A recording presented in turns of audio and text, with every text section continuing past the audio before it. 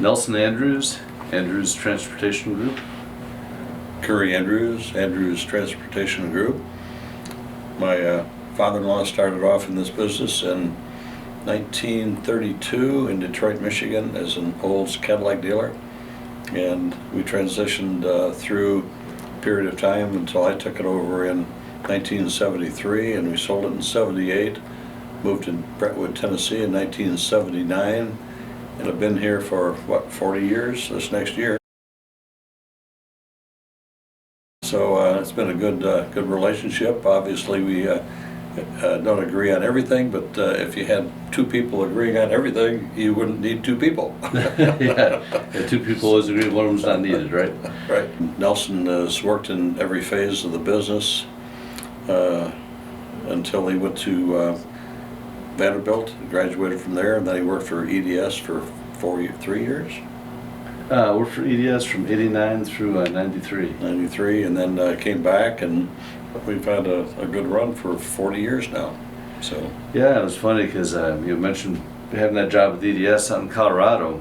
You know, after growing up and mopping the floors and dusting parts bins and doing all that stuff, washing cars, I was ready to do something else for a while. And it took, well, really about 3 or 4 years to realize, you know, I like the car business more than I thought. That was a lot of fun.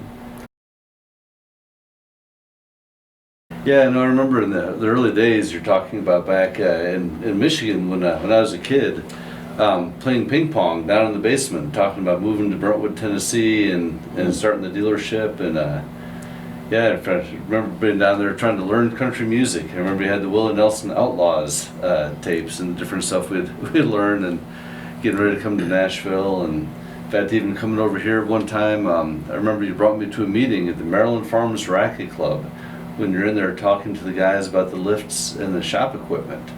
Back, I was probably, 12 years old, 11 years old, and I remember being told to listen, don't talk. So when I was in high school, you know, that you were president of the chamber, you know, you've always been involved in so much stuff around town, and it was always, you know, just so inspiring. I knew when I got back here, I went to work in the store, you know, getting involved in the local community and with the nonprofits and the different community interests. Remember when Jane raised $12,000 to plant the trees all around the high school, Brentwood New High School in 82.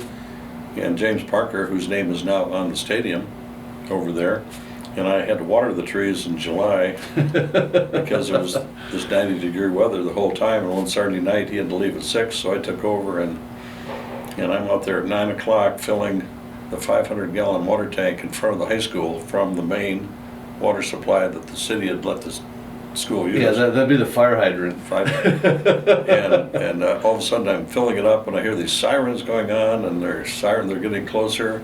2 police cars roar in, and they thought I was stealing water. That was probably Tommy Campsey back in those days, wasn't it? Yeah. So the next week I got all these different telephone calls from all over the place. Andrews, we hear you're stealing water. First of all, John Toon Enterprise and White was our lawyer downtown. He knew everybody. Andrew Benedict was the #1 leading banker in the whole region. Between the two of them, they introduced us to everybody, invited us to Swan Balls and Brentwood and Belmead Country Club, and they introduced us through lunches to everybody over a period of time, not just in the near term. So we just slowly ingrained ourselves in the community and became a part of it. Well, like I said, and a lot of that had to do with the fact that you were willing to get involved. As you mentioned, you know, like with Mr. Benedict, you know, if I recall, the way he first really kind of got attached to you, or the way y'all really connected, was through the Boy Scouts. Right. So he'd come out and declared you Williamson County fundraising chair.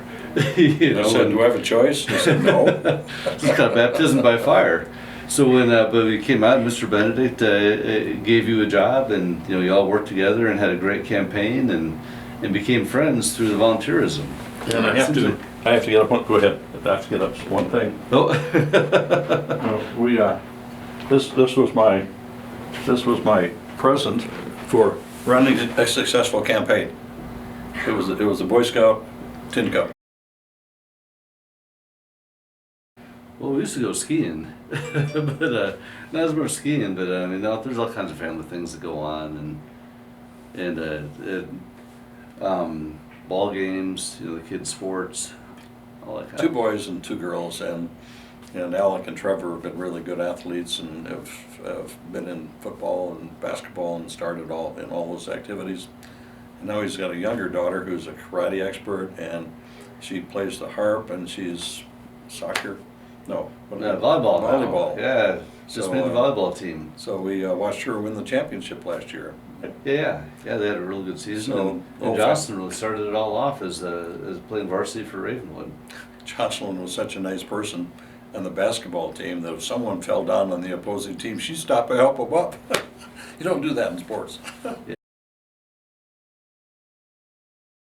Many families in the car business don't have success because their children really never gravitated toward wanting to be a part of it. They just wanted the benefits, but they didn't want to put in the labor and the time to make it evolve into something better. Luckily, he takes after his mother, and he's that type of person.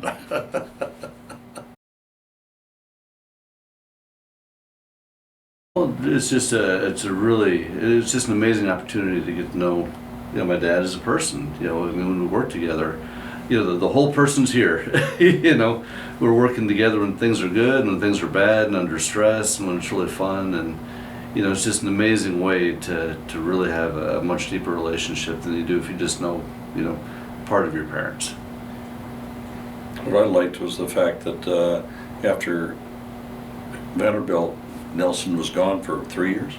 Yeah, 3 years, because he wanted to go on his own and make sure what he wanted to do, whether this was his life or whether he wanted to go into IT, some other business.